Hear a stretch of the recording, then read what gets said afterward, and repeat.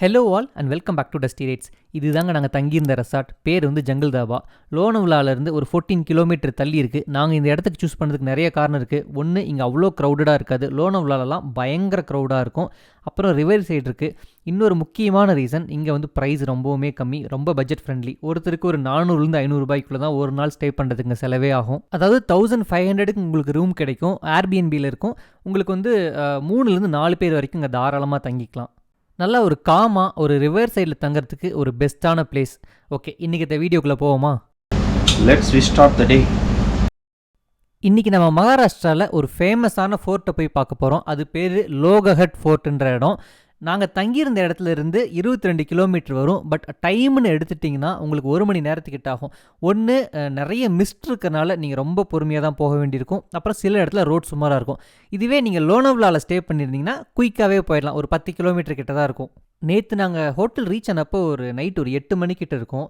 அப்போ நாங்கள் வந்தப்போ இந்த ரோடெலாம் இப்படி தான் இருக்குமான்னு கூட எங்களுக்கு தெரியல. ஃபுல்லாக மிஸ்ட்டு ஃபார்ம் ஆயிருந்துச்சு. நாங்கள் லோ பீம்லேயே வந்தாலுமே எங்களுக்கு ரோட் சுத்தமாக தெரியல. அப்படியே ஒரு 5 கிலோமீட்டர் 10 கிலோமீட்டர் ஸ்பீடில் பொறுமையாக வந்தோம். பட் இப்போ ரிட்டன் போகும்போது அவ்வளோ அழகாக இருக்குது. இப்போ நம்ம தங்கியிருக்கிற இடம் வந்து கொஞ்சம் நல்லா டவுன் ஹில்லில் இருக்கும். இப்போ நம்ம மேலே போக போக பாருங்களேன், அப்படியே கொஞ்சம் கொஞ்சமாக மிஸ்ட்டு ஃபார்ம் ஆகிறத பார்க்கலாம். இங்கேருந்து உங்களுக்கு ஒரு 1 கிலோமீட்டர் தூரத்துலேயே வந்து டைகர் பாயிண்ட்னு ஒன்று இருக்கும். இங்கே எப்போவுமே மிஸ்ட் இருக்கும். இது ஒரு ஃபேமஸான வியூ பாயிண்ட். எப்போவுமே நீங்கள் கார்லாம் நிற்கிறத பார்க்கலாம். இதில் ஒரு காமெடியான விஷயம் சொல்கிறேன் கேளுங்களேன். இந்த டைகர் வியூ பாயிண்ட் பக்கத்தில் அவ்வளோ மிஸ்ட்டாக இருக்கும். அதே சமயம் அவ்வளோ கூட்டமாக இருக்கும். கூட்டமாக வந்து அந்த வியூ பாயிண்டில் என்ன பார்ப்பாங்கன்னே தெரில. இதை விட ஒரு பெரிய காமெடி கேளுங்க. நாங்கள் ரிட்டன் வரும்போது நைட் 11 மணி இருக்கும். அப்போ அந்த பார்க்கிங்கில் சார் டைகர் பாயிண்ட்னு கூப்பிட்றாங்க. பகல்லையே பசுமாடு தெரிய மாட்டேங்குது, நைட்டு வந்து என்னையா பார்க்க போகிறேன்னு சொல்லிட்டு உங்கள் கடமை உணர்ச்சிக்கு அளவே இல்லையான்னு சொல்லி சிரிச்சுட்டு நாங்கள் ரிட்டன் வந்தோம். யூஸ்வலாக என்னோடய எல்லா வீடியோலையுமே ட்ராவல் பண்ணுறது அப்புறம் ட்ரக் பண்ணுறது இந்த மாதிரி மூமெண்ட்டில் இருக்கிற எல்லா ஃபுட்டேஜஸையுமே நான் ஃபாஸ்ட் ஃபார்வர்ட் பண்ணி தான் காட்டுவேன். 2 ரீசன் இருக்குது. ஒன்று, பார்க்குறவங்களுக்கும் ரொம்ப போர் அடிக்காமல் இருக்கும். அடுத்ததாக வந்து வீடியோவும் ரொம்ப குயிக்காக கிறிஸ்பாக முடிஞ்சிடும். பட் இங்கே இந்த லோகாட் போகிற வழியில், இன்ஃபேக்ட் பூனேயில் ஃபுல்லாகவே பார்த்தீங்கன்னா அப்படியே ரோட்ஸ்லாம் அவ்வளோ அமேசிங்காக இருக்குது. போகிற இடத்துல எல்லா இடத்துலையும் வாட்டர் பாடிஸ், ஒன்று லேக் ஆகட்டும் இல்லை டேம் ஆகட்டும், அங்கங்கே உங்களால் பார்க்க முடியும். ஸோ இது கட் பண்ணி போடுறதுக்கும் மனசு வரல.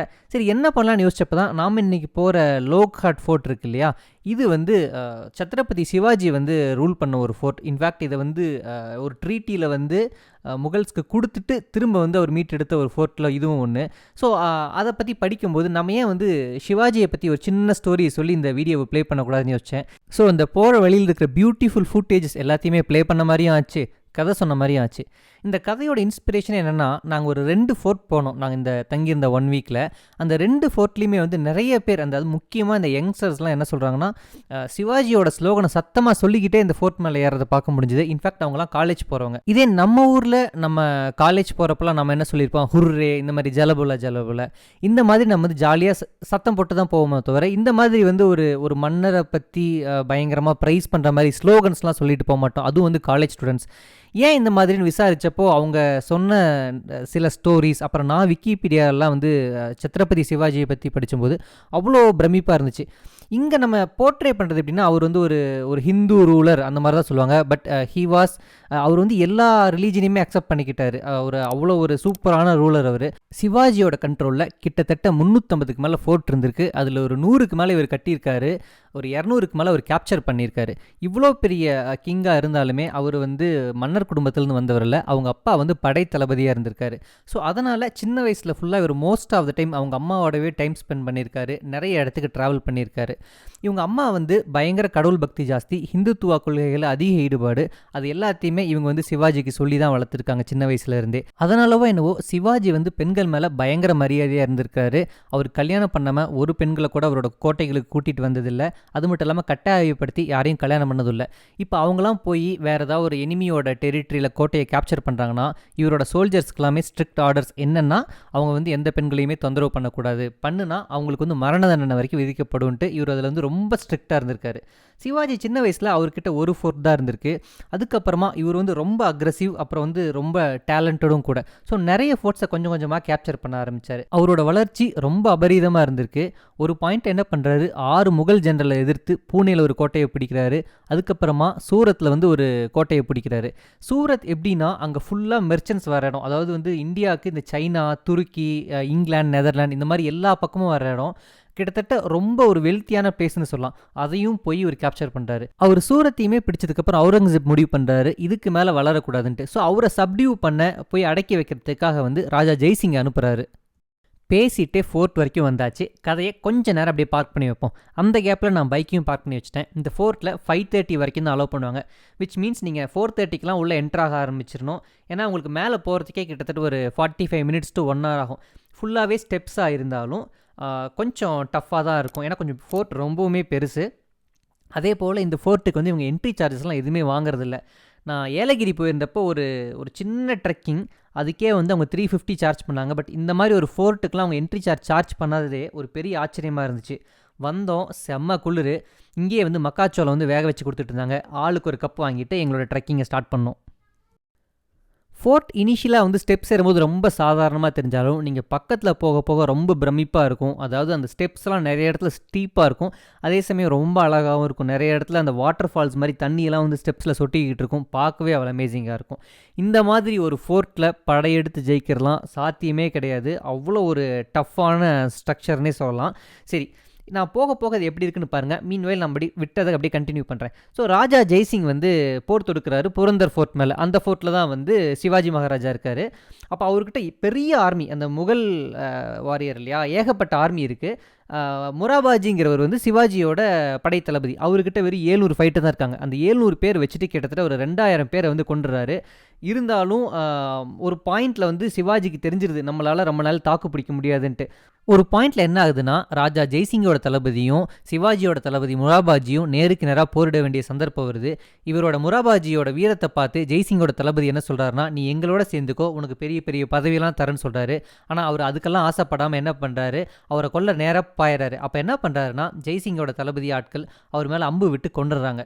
ஸோ சிவாஜிக்கு தெரிஞ்சிருது இதுக்கு மேலே நம்ம போரை கண்டினியூ பண்ணோம்னா நம்ம சைடு தான் உயிர் சேதம் ஜாஸ்தியாகும். அந்த ஃபோர்ட்டில் நிறைய மக்களும் இருக்காங்க, நிறைய போர் வீரர்களும் இருக்காங்க. சரி, இதுக்கு மேலே கண்டினியூ பண்ணுவேன்னா ஒரு ஒப்பந்தம் போடுறாங்க. அந்த ஒப்பந்தப்படி சிவாஜி கிட்டத்தட்ட ஒரு 35 ஃபோர்ட் அந்த பாயிண்ட் ஆஃப் டைமில் அவர் கையில் இருந்திருக்கு.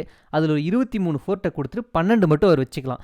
அந்த 12 ஃபோர்ட்டில் ஒரு 1,00,000 ஹன், அந்த ஹன்னுங்கிற இதில் தான் அவங்க வந்து அந்த இன்கம்மை கால்குலேட் பண்ணுறாங்க. இருக்குன்னா அவர் கொடுத்த 23ல் கிட்டத்தட்ட 6-7 லட்சம், கிட்டத்தட்ட 6 to 7 மடங்கு இன்கம் வரும். அது எல்லாத்தையும் அவர் விட்டு கொடுத்தாகணும்.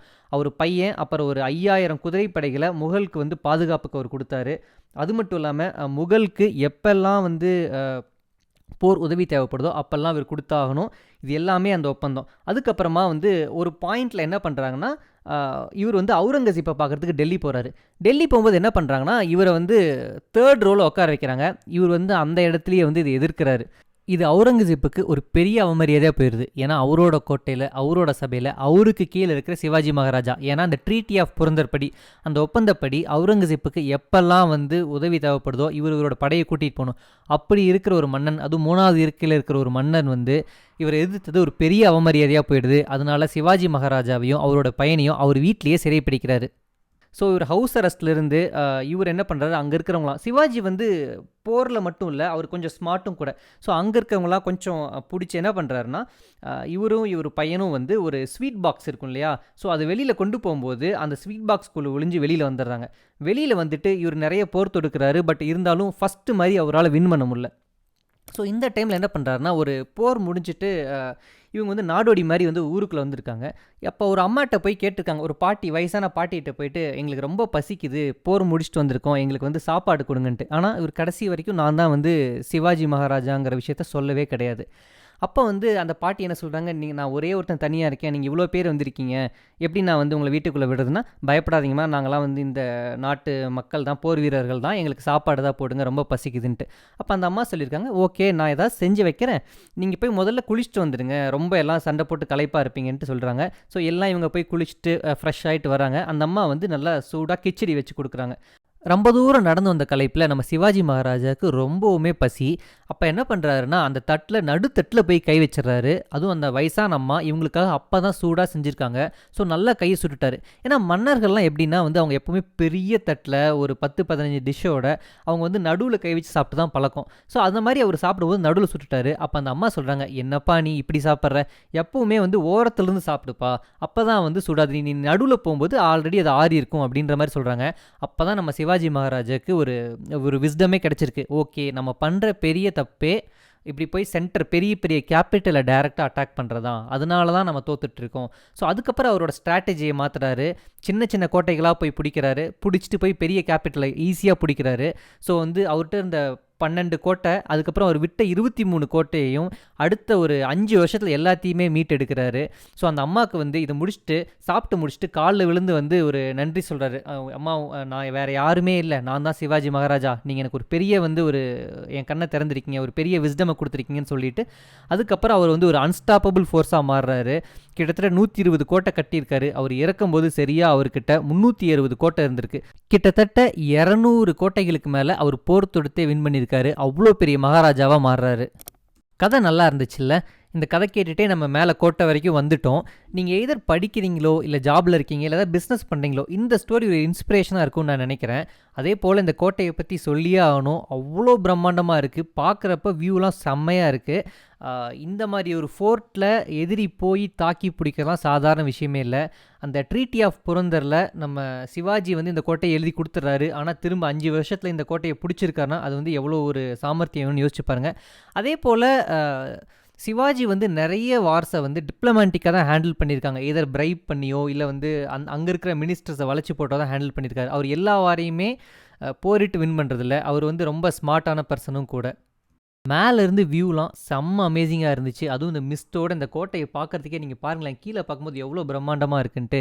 இங்கே ஒரே ஒரு டிஸ்அட்வான்டேஜ் என்னென்னா, இங்கே வந்து ட்ரோனை ஃப்ளை பண்ணக்கூடாது. இன்ஃபேக்ட் நீங்கள் ட்ரோனை விட்டிங்கனாலும் உங்களுக்கு திரும்ப கைக்கு வருமானு தெரில. ஏன்னா அவ்வளோ காற்று அடிக்குது. இவ்வளோ மிஸ்ட்டில் வந்து ட்ரோனை ஃப்ளை பண்ணுறது வந்து ஃபீஸிபிளாக இருக்காது. ஸோ நாங்கள் மேலே கொஞ்ச நேரம் நல்லா டைம் ஸ்பெண்ட் பண்ணிட்டு அப்புறம் அப்படியே பொறுமையாக கீழே இறங்க ஆரம்பித்தோம். ஸோ எங்களோட மகாராஷ்டிரா ட்ரிப்போட ஃபஸ்ட்டு ட்ராவல் செம்ம வெற்றிகரமாக முடிஞ்சுது. அடுத்த வாரம் இன்னொரு சூப்பரான ஒரு லொக்கேஷனோட உங்களை நான் மீட் பண்ணுறேன். Until then stay tuned and by.